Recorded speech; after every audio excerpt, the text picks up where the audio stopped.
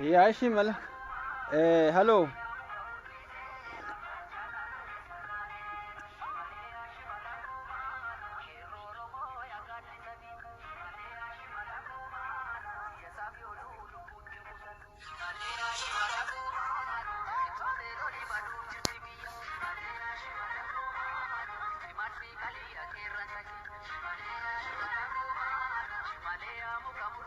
akkuma isin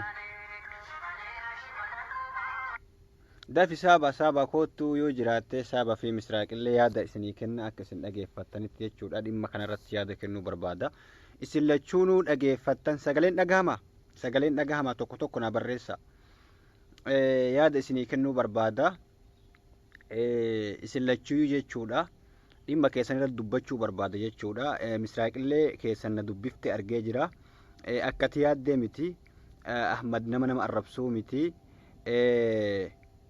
nama arrabsuu miti jechuun arrabaan namaan deebisu gorsaan namaa deebisa.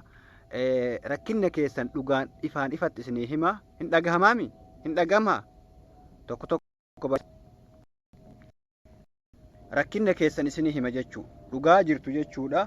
Osoo hin dabsin isinii hima. Sirba amma dhageeffadhe kana dhageeffattee saa barreeffuu tana viidiyoo waraabdee Ahmad Bosona Baaleetiin naagahaa jetti. Sirbi ka inni jedhu Caalaa Bultumee waa'ee bilisummaa Oromootii fi adda bilisummaa Oromoo ABO faarsa. Isiin ka dubbattu waa'ee seenaa Mallas Zeenaawitii fi seenaa Wayyaanee dubbatti. Sababa takki lafaa ka'ee kanaan sirrittillee hin barreessine sillee gorsaa ture yeroo baay'ee sitti himee keessan weetsaabiin sitti warwaadhe manni sii kennan tokkollee hin jiru lafti wayyaa kennitu hin jirtu. Ummata wayyaaniin ati deeg amma fakkeenyaa sirba isaanii maxxansitu mallattoo isaanii mul'iftu tuni kun ijoollee teenya irreecha irratti Oromoo 600 nama ajjeese nama Oromoo kun Baqqalaa Garbaa fa'aa ajjeese nama Dr. Mararaa fa'aa ajjeese nama qote bulaa Oromoo dachirraa buqqise nama Wallaggaan keessatti siin jedhe sitti mee jira. Wallagga bakka itti dhalattetti haadha ajjeesanii mee saaba dhageeffadhu yoo dhageette viidiyoo kana dhageeffadhu mee yaa saaba wayyaaneen ati deeggartu suni Wallagga keessatti haadha ilmoo ishii irraa ajjeesanii gubbaa taa'ii jedhaniin ka ati ammoo deeggartu Mallas Zeenaawi I love you jettuun sirni isaa suni ka ajjeese mee akkamitti garaan si danda'a? Waaqayyo siin jedha rabbi maas siin jedhame mee ilmootee ajjeesanii saaba yoo gubbaa taa'ii siin jedhan maal si dhagama? Ilmaan tee lama qabda ilmaan lamaan san keessa takka ajjeesanii reeffa isii gubbaa taa'ii yoo siin jedhan maaltu sitti dhagahama? Wayyaaneen sirba jaraa maxxansituu fi wayyaaneen haa jaalatanii lafa naa haa kennan jettu kun ati wanni ati maxxansaa jirtu kana jaalalaa miti kun diina hin jaalatamu nama ajjeesu hin jaalatamu kun maxxansaa jirta dubbataa jirta deeggaraa jirta sirba isaanii afaan Tigreetiin sirbaa jirta kun mirga hin jedhamu nama ajjeesu mirga hin jedhamu nama miidhu mirga hin jedhamu. Lammii kee Oromoo taatee ati akkamitti yaa saaba ani dhugaadha waliin haasaa turree na kumattee natti garagalte sitti garagaluu osoo hin tahin mee atummaan laali waan maxxansaa jirtu keessan sitti meeqa dubbadhe yeroo meeqa sitti dubbadhe yeroo meeqa seenaa Oromoo sitti hime yeroo meeqa jechuu bara meeqa sitti warwaadhe sin dadhabne mee ufumaa laal ufumaaf xiinxalle namni biraa haa taa'ume Oromoon si jibbitu haa homaa sin gootu jibbaan Oromoon guutuun osoo si jibbite waaqni rabbi maas sin jedha waaqayyo maas sin jedha. Mi'atummaan nama ajjeesee haadha ilmoo irraa ajjeesee haadha gubbaa ta'a jedheen mucayyoon sunillee akkuma haati ilmoo sunillee akkuma kee Oromoo Wallagga keessallee kiristaan akkuma keetitti ajjeesanii ilmoo ishii gubbaa taa'ii jedhaniin mee osoo si taate nama akkas si godhe san akkamitti harka dhooyitee suuraa Mallas Zeenaawii maxxansitaaf yaa saabaati Oromoo taate haganuma gaafin tiyya. Kanaafuu waaquma ofirra sodaadhu wayyaaneen waan deeggaranii miti wayyaaneen waa wajjatanii miti nama ajjeesu nama dhiiga namaa gannaqu nama haadha Oromoo ajjeesee abbaa tokkochi jechuudha. Biyya Arsii keessatti ilmaan sadii qaba inni ilmaan sadii qaba saaba yoo dhaga'uu baattellee mee dhagahe yoo miidiyaa laaluu baatte kiyya kana na laaluun ooltuti ilmaan sadii qaba abbaan ganama sangoolee qotilee achi bahe ijoolleen kubbaa bara taphataa jirti yoo inni achi gad dhufu agaazin dhahee ilmaan isaa sadiinuu hulaa dura ciifti ijoollee walirratti dhalatte mee akkamitti nama akkana nama godhu kana deeggarta ati. Mucayyoo jalduu san garteemi heerumtee baatii takkatti Abdiisaa jedha mucaa tokko asirratti wanni maxxansaa jira. Heerumtee baatii tokko eenyu baatii lama moo sadii osoo hin gahin heerumtee jechuudha. Mushurraan heerumtee osoo hin turin jechuu ajjeesan nama akkana nama godhu kana wayyaanin ati deeggartu yaa saaba. Kan akkatti naa hubadhuu sin jedha asumarratti xumura kasaaba ka misraaqitti dabra. Misraaq Tasfaayee dhagahime waan tokko sitti hima. Namni tokko ati amma suuraa 4 qabda. Suuraa 4 maxxanfatta profaayilii kee gubbatti. Mee wanna biraatii miti suuraa 4 kanarraa si dubbadha. Suuraa 4 tokko Daawud Ibsaa, tokko ammoo Baqqalaa Garbaa, tokko ammoo Birhaanuu Naggaa, tokko ammoo Koloneel Dammaqaa maxxanfatta. Mee laali durumaan dursa dogongora ati qabdurraa si haa himu. Misraaq Tasfaayee na dhageeffatta? Dhageeffadhuun dhageeffattee kanaan dura. Doktor eenyu Koloneel Dammaqaan uummata Amaaratiif dhaabate. Koree ammoo Walqaayit Xagadeetiif dhaabate. Malee waa'ee Itoophiyummaa fi waa'ee Oromoo keessaa hin qabu. Ilaalchi isaa siyaasan isaa mirgi uummanni Amaaraa haa deebi'uu jedha. Takka akkasin naa qabe.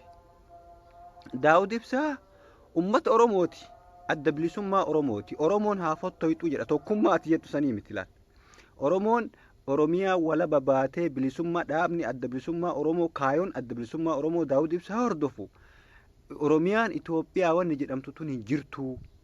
Akkuma kanaan dura dubbatan Itoophiyaa san bittinneessine Oromiyaa walaba baate Republic of Oromiyaa ijaarraa jedha. Bakka takkatti walitti qabde ilaalati. Sadaffaa Birhaanuu Naggaa ammoo ka inni jedhu sabaaf sablammoota wanni jedhamu kunuyyuu hin jiru. Biyya dimokiraasii ijaarree ta maqaan isii Itoophiyaa jedhamtu. Ammoo namni akka dhuunfatti achi keessatti mirga qabaatu. Osoo sabaan hin tahin, lagaan osoo hin tahin, osoo amantiin hin tahin, akka nama dhuunfatti mirga nama dhuunfati malee ka ammoo saba tokko addatti aadaa sabaa wanni jedhamu takka hin jirtu Itoophiyaa takkitti jedhani. Wanni umman Oromoo jedhamullee hin jirtu, wanni Amaara jedhamullee hin jirtu, Tigree wanni jedhamullee hin jirtu, Itoophiyaa takkitti ijaarree ka ammoo dimokiraasiin keessa jirtu jedha. Sadaffaa obbo Baqqalaa Garbaati ammoo deeggartu Misraaq. Obbo Baqqalaa Garbaa nama ummanni Oromoo abbaa aangoo haa ta'u biyya Itoophiyaa san keessatti ummanni Oromoo mirga ofii haa argatu. Oromoon ufiin of haa bulchu. Ajaja diinatiin nama hin bulle jedha. Mi'atti ilaalcha 4 kana walitti fiddee deemta. Ufumaaf xiinxallimee ufumaaf gaafadhu. Mee akkamitti takki Birhaanuu Naggaa deeggariiti. Ani waan rakkinnan qabu Birhaanuu Naggaa yoo deeggartee itti Misraaq Tasfaayee dhageetta. Deeggarii Itoophiyaa takkitti isanii jedhi takkama qabadhu. Takki ammoo ani amantii Koloneel Dammaqaa deeggara jedhi Koloneel Dammaqaa deeggari. Amaarummaa keetii yoo boonte ani ittiin boona na gammachiifti. Shamarran Amaaraa dhiirti Amaaraa Amaarri amaarummaa ofiitiin boonu na jaalachiisan. Itti boona dhugaa rabbiitti sheerillee ni godhaaf itti gammada. Kasabummaa Tigreen Tigrummaa boonta gammachiifti. Garuu tawal keessa laayixu. Kan mataasi dhukkubsu ani Oromoodha Amaaraa yaaddawa. Akkamitti?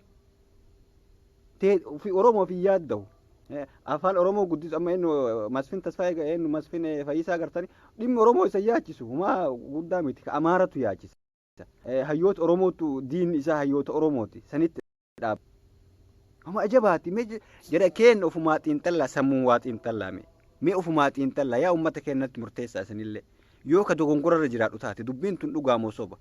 Namni takki waa'ee Oromoo dubbata akka kenna kanatti dhimmi biraa isa yaachisu jechuu waa'ee Itoophiyaa waan Oromoo laalchiftuu miti. Waa'ee uummata Oromoo rakkinna uummata Oromoo tokkummaa uummata Oromoo dubbatee wanni uummata Oromoo jaalachiisu hundaa dalaga. Takka qabata karaa tokko qabatee Oromoof dhaabate dhaaba kamuyyuu haa ta'u hin tuqu ka Oromoo ta'e akka kenna takki ammoo Amaara ta'ee Amaara deeggara. Amaara yoo jette Amaara rakkinnan qabu. Nuti Amaarummaa kennan boonna yoo jette Amaarummaa keetiin booni. Dhugaa ani baay'ee si kabajaa si qaba. Ani eenyu Misraaq Tasfaayee ati Amaara taatee Amaarummaa keetiin boonte. Omaa rakkinna sirraa hin qabu. garuu ati wal keessa ani Oromoodha Oromoo jibba wal keessa laaquu kana nu dhibe wal keessa hin laaqinii isin jechuu barbaada. Haasoo inni kiyyallee kan jaruma lamaan irratti deebii gaafii jarri na gaafatteef deebisuu barbaade. Yoo ammoo gaafii biraallee qabaattan ulaan xiyya banaadha. Yoo muyyuu taanan nama tokkooyyuu gaafii na gaafateef deebisuu danda'a. Daddafee ammoo ariifadhee namarrattillee komii hin kaasu oolee bulee garuu daangaa yoo dabartan malee na haa arganiif na haa beekaniif na haa jaalataniif beekanaan haa jedhaniifi miti dhugaa jirtuuf dubbadha. Irran kaayanne maqaan kana naa hubachuu qabdaa isin jedha. Gara kaanin saabaa xiqqoo of duuba deebi'uuf laale dhugaa. Wanni ati maxxansaa jirtu wanni ati dubbataa jirtu sirbi Tigree ati haadha ilmaaniti qaanfadhu saabaa. Geetaachoo ilmoon tee waggaa 14 ilmaan qabda ati haadha ilmaan nama guddaadha. Harma akkas gabbaaftee waan akkas yoo taatu rabbiitti akka waan takki haadhatiyyaa takki obboleetiitii guddoo si jala qaanfadha. Guyyaa rabbii mara coraa kana na riifata maaluma maxxansite jedhee nama guddaa haadha ilmaaniiti. Mee mucaan kee maal siin jedha saaba? Mucaan kee yoo ati amma daa'ima qabda mucaan biyyaa barataa jira. Intala qabda intaltee guddoodha. Mee haadhatee akkatti yoo ati daansiin as baatee namni guddaan harma as baaftee ijoollee xiqqoolee miti ati. Viidiyoon kee kun YouTube keessa seena. Mucaan kee gaafa YouTube arge maal siin jedha? Qaanfadhu ofirratti xiqqoo qaanfadhu. Haganuma isinii dhaama nagaatti turaa isiniin jedha fayyaa ta'aa galatooma.